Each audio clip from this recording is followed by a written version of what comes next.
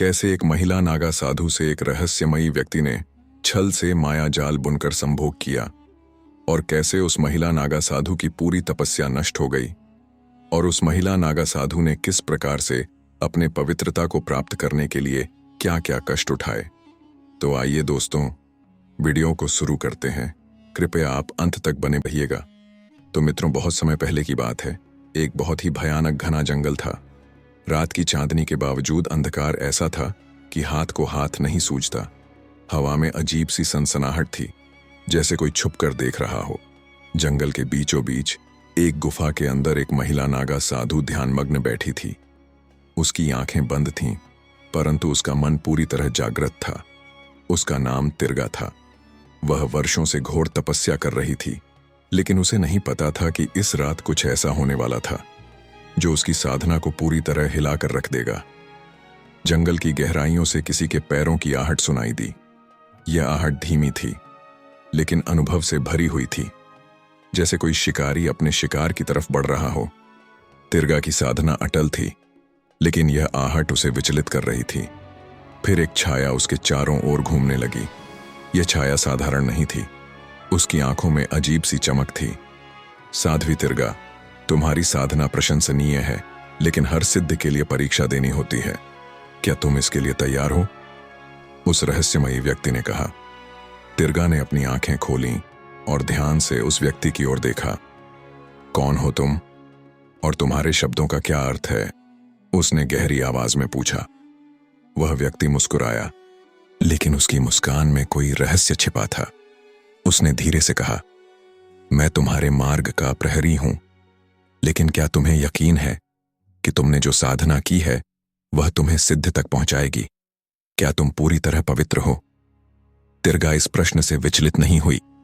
उसने दृढ़ता से उत्तर दिया, तपस्या और भक्ति के मार्ग पर चलने वाले के लिए शुद्धता ही सबसे बड़ा अस्त्र है। उस व्यक्ति ने अचानक एक मंत्रोच्चारण किया और एक माया जाल उत्पन्न कर दिया। तिर्गा के चारों ओर हवा घनी हो गई। उसकी आंखों के सामने अंधेरा छाने लगा। जब उसे होश आया तो उसने खुद को कमजोर महसूस किया। चारों ओर घना कुहासा था और वातावरण में एक विचित्र सी गंध फैली हुई थी। जैसे ही उसने ध्यान केंद्रित करने की कोशिश की, उसे एहसास हुआ कि उसकी शक्ति क्षीण हो चुकी थी। फिर धुंध के बीच से वही रहस्यमयी व्यक्ति प्रकट हुआ, लेकिन अब उसकी आंखों में एक अजीब सा लालच था। साध्वी, तुमने तपस्या की थी, परंतु अब तुम्हारी आत्मा मेरी है, उसने धीमे स्वर में कहा। तिर्गा ने संघर्ष करने की कोशिश की, लेकिन किसी अदृश्य शक्ति ने उसे जकड़ लिया। उसकी आंखों के सामने दृश्य धुंधले पड़ने लगे। उसे एहसास हुआ कि उसके साथ छल हुआ है, लेकिन अब वह कुछ भी नहीं कर सकती थी। तिर्गा ने आकाश की ओर देखा और भगवान शिव से प्रार्थना की, हे महादेव, यदि मेरी तपस्या सच्ची थी तो मुझे पुनः पवित्र होने का मार्ग दिखाइए। अचानक आकाश में बिजली कड़की और भगवान शिव प्रकट हुए।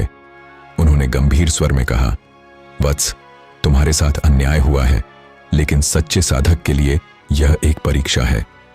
यदि तुम पुनः अपनी सिद्धि प्राप्त करना चाहती हो तो तुम्हें 4 कठिन परीक्षाओं से गुजरना होगा। महादेव ने तिर्गा को एक गुप्त अग्निकुंड के पास भेजा, जो तपस्या की शुद्धता की परीक्षा लेता था। वहां प्रवेश करने से पहले उसे अपने भीतर के सभी भय को जलाना था।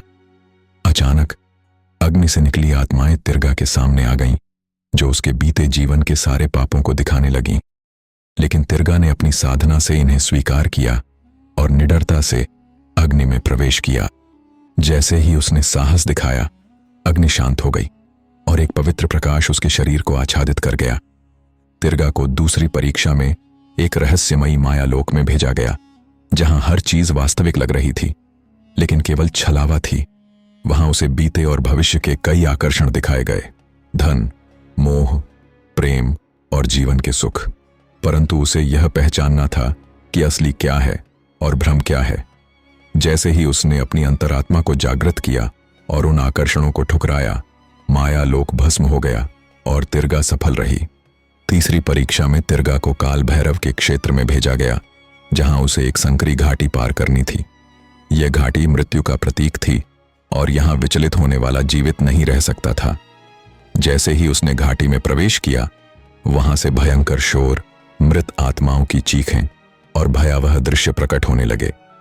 लेकिन तिर्गा ने अपना ध्यान अडिग रखा और बिना विचलित हुए घाटी पार कर ली।